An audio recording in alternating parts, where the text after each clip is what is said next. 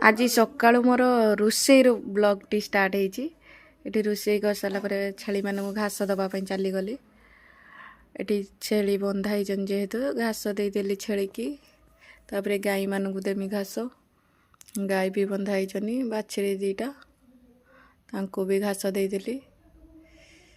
देकी आसिकी स्वामी गले ड्यूटी आज मीटिंग अच्छी सांग मो झील सांग डाकी आसी स्कूल जावाई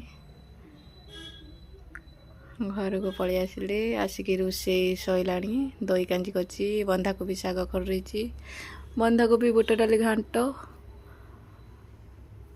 आ फुलकोबी आलू झोल भी करिची।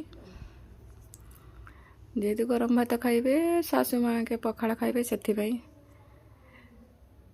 घर पाखर बालीघाट बोली देखो केते बड़ बड़ गाड़ी जाऊँगी सकाळु संजे राति सारा सहित दौना।